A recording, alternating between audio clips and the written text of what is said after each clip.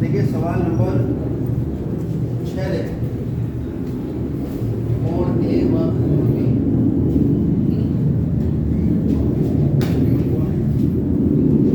और cos ए बराबर cos B है। तो दर्शाइए कि कोण ए बराबर कोण बी। ये हमें ये वैसे तो बच्चे बहुत जल्दी कर देते हैं इसे, लेकिन वो गलत तरीका होता है। इसका सही तरीका देखिए क्या है। एक कोण ए है हमारे पास, एक कोण बी है, क्योंकि इसने हमसे ये नहीं कहा कि ए और बी दोनों एक ही त्रिभुज के अंदर के कोण हैं। जब तक कहेगा नहीं हम मानेंगे। हम इसकी जो भुजा है इसे x, इसे y कह देते हैं, इसे p और इसे आगे बढ़ाते हैं q। ये दो कोण जहाँ पर हमें दे रखा है cos a बराबर cos b, तो यहाँ पर लंब डाल लो। ये इस त्रिभुज का एक कोण हो गया, यहाँ पे लंब डाल दो, इसे क्यों कह दो, ये इस त्रिभुज का एक कोण। ठीक है, क्योंकि जब आप कोई भी कोण की जो एक रेखा है उसके शीर्ष से लंब डालोगे तो एक त्रिभुज तो बन नहीं। तो कुल मिला के जब न्यून कोण कह दिया और ये नहीं बताया कि ये न्यून कोण दोनों एक ही त्रिभुज के कोण हैं, तो हमें दोनों त्रिभुज अलग अलग ही लेने पड़ेंगे। ये वाली बात समझ में आ गई। चलिए, तो हमारे पास हमने ले लिए कि त्रिभुज ए वाई एक्स में कोण ए न्यून कोण है तथा त्रिभुज कौन सा पी क्यू डी में कोण बी न्यून। चलो ये भी पूरा स्पष्टीकरण हो गया, ये ए और बी आए कहाँ से, बात समझ में आ गई। अब आपको इसने दे रखा है कॉस ए बराबर कॉस। हम जानते हैं ये हमने कल पढ़ा था, लाल बटे काट। ये होता है साइन, ये होता है कॉस, ये होता है tan। तो कॉस जो होता है वो आधार बटे कर्ण, ये जो क्रम होता है याद करने का। कॉस हुआ आधार बटे कर्ण, तो कॉस की जगह ए। अब ए के लिए ये सामने वाली भुजा लंब होगी, 90 के सामने वाली कर्ण होती है, तो आधार कौन बचा, आधार बटे कर्ण कौन है, ए। और कॉस बी, बी के लिए कोण के सामने कर्ण हो गया, जिस कोण की बात कर रहे हैं उसके सामने भुजा लंब हो जाती है, तो आधार यही हुआ। कॉस आधार बटे कर्ण होता है, तो बी के लिए आधार कौन हुआ, बी क्यू, और कर्ण कौन हुआ। कोई दिक्कत? ये अलग तरह का सवाल है, ठीक है। अब इनके जरा इंटरचेंज कर लो। ऐसा हम कर सकते हैं, हम लिख सकते हैं ए वाई गुणा बी पी बराबर बी क्यू गुणा ए। फिर हम थोड़ा सा और एडजस्टमेंट कर लेते हैं, हम लिख देते हैं ए वाई बटे बी क्यू बराबर ए एक्स बटे बी क्यू। कर सकते हैं एडजस्टमेंट नहीं भाई, पहले हमने त्रिज्या गुणा करी, फिर हमने जो बी क्यू था वो ए वाई के नीचे चलेगा और बी पी को ए एक्स के नीचे चलेगा, और इसे हम मान लेते हैं ए के बराबर। ये अपने आप में अकेला सवाल है जो इतना मुश्किल बच्चों को महसूस हो, वरना इस पूरी त्रिकोणमिति में मुश्किल सवाल बहुत कम। जब हम इस स्थिति में आ गए तो यहाँ से अगर हम देखें तो ए वाई बटे बी क्यू को के बराबर ले लेंगे और ए एक्स बटे बी पी को के बराबर। सवाल ये के हमने पहले भी बताया था कि के नहीं माना करेंगे, क्योंकि के फॉर कर्ण भी होता है, हम इसे एक्स मान लें। ठीक है, तो ये एक्स, ये एक्स मत मानो, लैम्डा मानो, लैम्डा मानो, क्योंकि ये तो एक कांस्टेंट है। लैम्डा का निशान ये होता है जो हम आवृत्ति को लिखते हैं, लैम्डा से लैम्डा मान लिया, ये बराबर लैम्डा। यहाँ से त्रिज्या गुणा करेंगे अगर, तो ए वाई का मान आ गया लैम्डा डॉट बी क्यू और ए एक्स का मान आ गया लैम्डा डॉट बी पी। कोई दिक्कत यहाँ पे? अब जरा पाइथागोरस त्रिभुज मिला, कौन से त्रिभुज में, इस वाले में त्रिभुज ए एक्स वाई में हम देख रहे हैं ए एक्स का वर्ग बराबर ए वाई का वर्ग प्लस वाई एक्स का वर्ग। कौन सी त्रिभुज लगी? चलिए, ए एक्स का मान है कितना, lambda dot B P. A Y का मान lambda dot B Q plus Y X का वर्ग। ये हो गया लैम्डा का वर्ग बी पी का वर्ग, लैम्डा का वर्ग बी का वर्ग प्लस वाई एक्स। इसको एक तरफ ले जाओ, ये लैम्डा का वर्ग बी पी का वर्ग माइनस लैम्डा का वर्ग बी का वर्ग आ गया बराबर वाई एक्स का वर्ग। यहाँ से लैम्डा का वर्ग कॉमन ले लो, बी जी का वर्ग माइनस बी टू का वर्ग बराबर वाई एक्स का वर्ग। अब अगर हम यहाँ से देखें तो इस वाले त्रिभुज में ये कोण 90, इस वाले त्रिभुज में ये कोण 90। यहाँ भी तो पाइथागोरस लग सकती है, क्योंकि अगर यहाँ मैं पाइथागोरस लगाऊंगा तो बी पी का वर्ग बराबर आ जाएगा किसके, बी क्यू का वर्ग प्लस बी क्यू। कोई दिक्कत?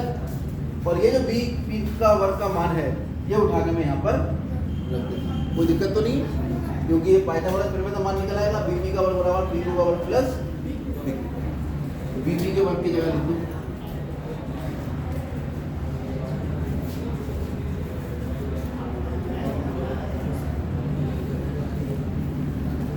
पी क्यू से ये कट गया, कितना आ गया लैम्डा का वर्ग गुणा पी क्यू का वर्ग बराबर। अब दोनों तरफ ले लो वर्गमूल,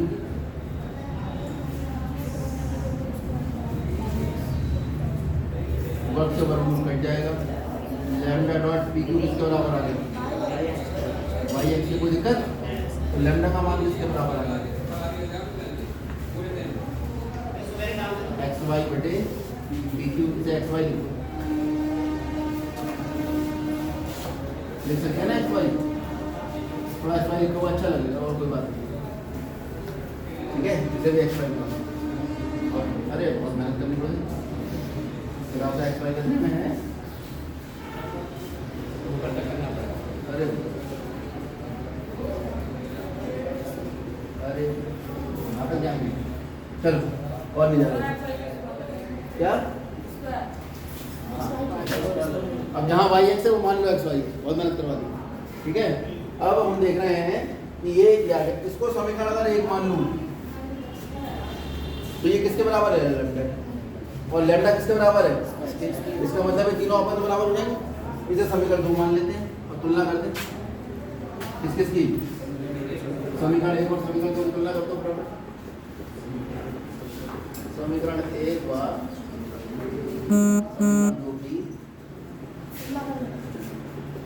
तुलना करने पर जैसे ही आपने तुलना करी आपको पता लगा ए वाई बटे बी क्यू बराबर ए एक्स बटे बी पी बराबर एक्स वाई बटे पी क्यू।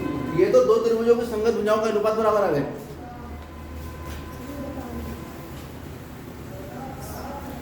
हम देख रहे हैं ये भुजा बटे ये भुजा, ये वाली भुजा बटे ये वाली भुजा और ये वाली भुजा बटे ये वाली भुजा, तीनों भुजाओं के संगत भुजाओं के अनुपात बराबर आ रहे हैं। तो एसएसएस समरूपता प्रमेय क्या कहती है, एसएसएस समरूपता प्रमेय कहती है कि त्रिभुज एक्स वाई ए समरूप हो जाएगा त्रिभुज P Q S S S.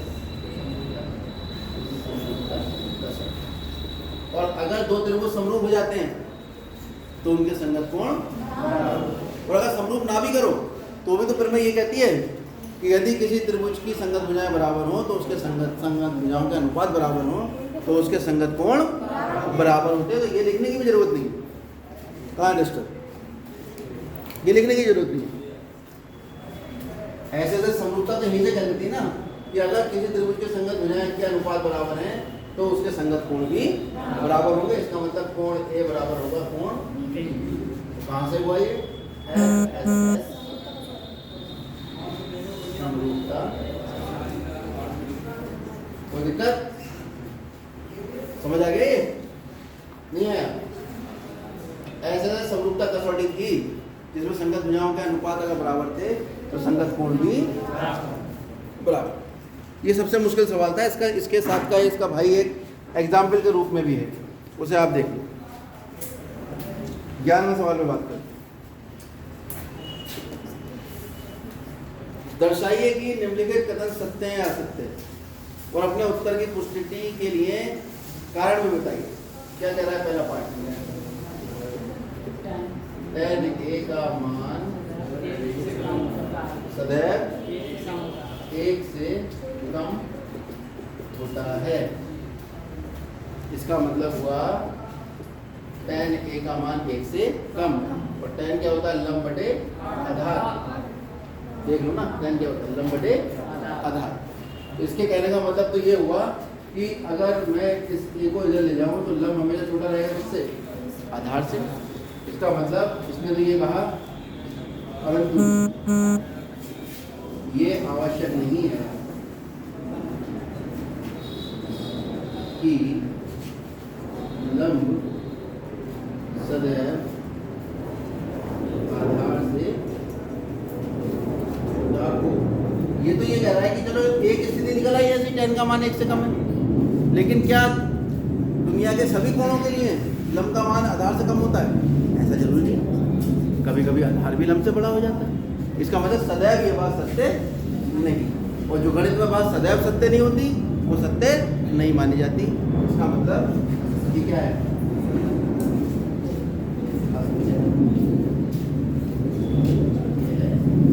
ऐसा कथन है असत्य। अगला क्या है, कोण a के किसी मान के लिए sec a बराबर 12/5 सेकंड मान। अब हमें जांच करनी है कि क्या sec का मान 12/5 हो सकता है। देखते हैं, देखो sec है 12/5, तो ये सीधी सी बात है 1 से बड़ा है।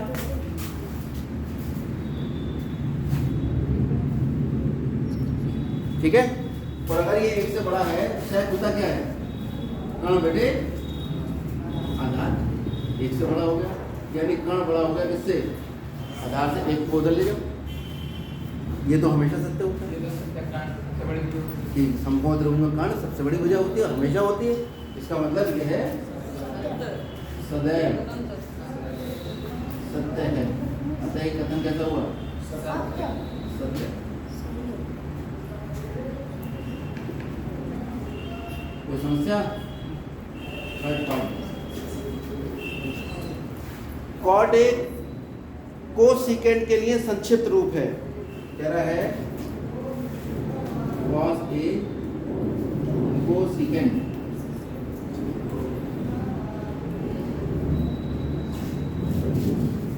बताओ सत्य है असत्य? असत्य है। cos है तो कोण a का कोसाइन होता है ना, फुल फॉर्म तो लिखवाई थी मैंने।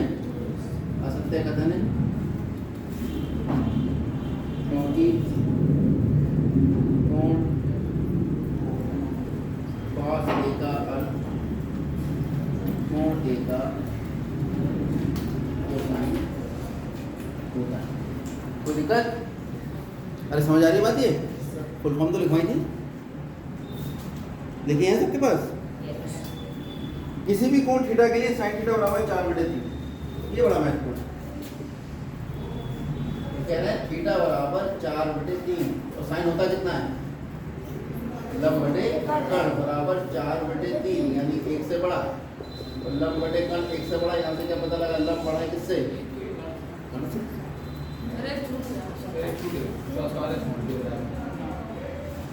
चलो 5 वाला देखो, 5 में देखो छोटा वाला, इसलिए थोड़ा जानबूझ के छोड़ा, ठीक है।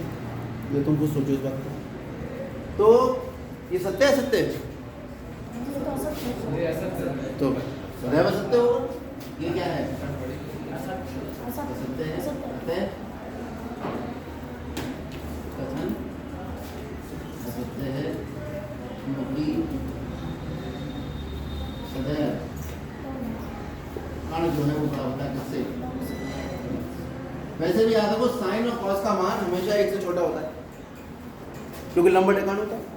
लंब कभी कर्ण से बड़ा हो नहीं सकता, तो इसलिए साइन कॉस का मान भी 1 से बड़ा नहीं हो सकता। साइन का अधिकतम मान 1 हो सकता है और न्यूनतम -1। tan और कॉट इनका अनंत तक हो सकता है, क्योंकि आधार तो अनंत नहीं हो सकता है ना। sec और कॉट कॉसेक इनका मान भी अनंत तक जा सकता है, क्योंकि sec होता है कर्ण बटे आधार, और कर्ण तो कितने बड़ा हो जाए। बात समझ आ रही है?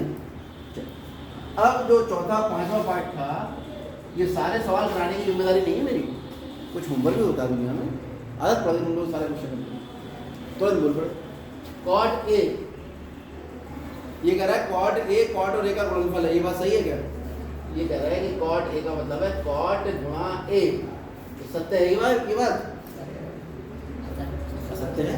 क्योंकि मैंने क्या बताया था, कॉट अपने आप में कुछ नहीं है और ए अपने आप में खाली कोण है, लेकिन जब हम उसे कॉट ए लिखते हैं तो वो एक अनुपात बनता है। तो कॉट ए खाली लिखने का तरीका है, ऐसा नहीं कॉट और ए की गुणा करती हूँ, क्योंकि कॉट कोई राशि है ही नहीं इसकी गुणा करेंगे, ठीक है। तो वो कथन भी असत्य है, क्योंकि कॉट ए और ए का गुणनफल नहीं। चलिए करिए।